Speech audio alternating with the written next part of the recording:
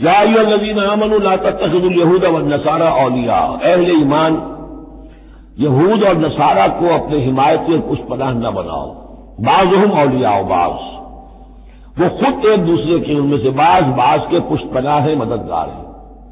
اس کے بارے میں حال ہی میں نے رائے ظاہر کی ہے کہ یہ در حقیقت پیشین گوئی تھی جو اس دور میں آ کر پوری ہوئی ہے۔ جب قرآن نازل ہوا ہے تب تو صورت وہ تھی جو ہم پڑھ آئے ہیں کہ اغرینا بینہم العداوۃ والبغضاء الی یوم القیامہ،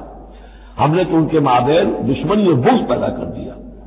دشمنی رہی ہے شریر ان کی آپس میں، اور کچھ تو خون ہوتا رہا ہے۔ لیکن یہ کہ ایک پیشین گوئی تھی جو پوری ہوئی ہے اس صدی میں آ کر، بالفور ڈکلیریشن کے بعد سے صورتحال یہ بنی ہے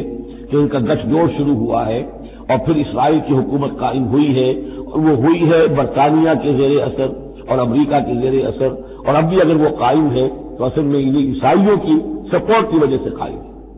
وہ عیسائی سپورٹ کیوں کر رہے ہیں کہ ان کے ممالک کی ساری معیشت کو یہودی جو بینکرز ہیں انہوں نے قابو میں کیا ہوا ہے، تو اب ان کا گٹھ جوڑ جو ہے وہ اس درجے ہو چکا ہے، آپس میں گھس گئے ہیں کہ ان کی مالیات ساری عیسائی ممالک کی مالیات پر قبضہ ہے یہودیوں کا، لہذا اس کو ان کی ساری سپورٹ جو ہے ملٹری سپورٹ وہ یہودیوں کو حاصل ہو رہی ہے۔ یا ایھا الذین آمنوا لا تتخذوا اليہود والنصارى اولیاء، مت بناؤ یہودیوں اور عیسائیوں کو اپنے حمایتی اور پشت پناہ، بعضهم اولیاء بعض، وہ ایک دوسرے کے مددگار ہیں۔ ومن یتولھم منکم، اور جو کوئی تم میں سے ان سے دوستی رکھے گا، ان سے پیکٹ کرے گا، ان سے اپنی حمایت تلاش کرے گا، فإنہ منہم، وہ انہی میں سے شمار کیا جائے گا۔ پھر ہم اسے مسلمان نہیں سمجھیں گے، ہماری نگاہوں میں پھر وہ یہودی اور نصرانی ہے۔ ان اللہ لا یہدی القوم الظالمین، اللہ ایسے ظالموں کو ہدایت نہیں دیتا۔ آج ہماری جو ہے اکثر ممالک کی پالیسی کدھر جا رہی ہے اور قرآن کا فتویٰ کیا ہے اس پر وہ آپ کے سامنے آ گیا۔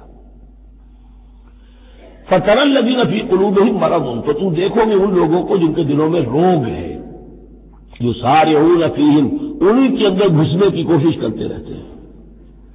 لے جاؤ کشمیر کا مسئلہ، پھر بھاگو UN کی طرف، پھر جاؤ فلاں اور پھر فلاں اداروں میں وہیں سے معاملات طے کرواؤ۔ گویا کہ ساری ہماری بھاگ دوڑ تگ و دو جو ہے پھر یہی ہے کہ انہی کے اندر تَرَى الَّذِينَ فِي قُلُوبِهِم مَّرَضٌ، کیوں؟ اس لیے کہ دلوں میں روگ ہے،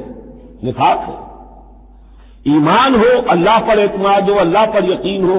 اللہ سے خلوص اور اخلاص ہو تو یقین ہوگا اللہ مدد کرے گا ہماری۔ ان تنصروا اللہ ینصرکم، پھر آپ لڑ جائیں گے، بھڑ جائیں گے۔ جب وہ روگ ہے، اللہ پر اعتماد نہیں، خود اللہ کے ساتھ مخلص نہیں، توقع نہیں کہ اللہ مدد کرے گا، تو اب رہ گیا UN اور امریکہ بہادر۔ فَتَرَى الَّذِينَ فِي قُلُوبِهِم مَّرَضٌ يُسَارِعُونَ فِيهِم، وہ تو انہی کے اندر گھستے رہتے ہیں، کوشش کرتے رہتے ہیں۔ یقولون نخشى ان تصیبنا دائرہ، اب وہ کہتے یہ ہیں کہ ہمیں اندیشہ ہے کہ کوئی گردش زمانہ جو ہے اس کی ہم پر جو ہے کوئی مصیبت نہ آ جائے، ہم اس کے لیے ان کا سہارا لیتے ہیں۔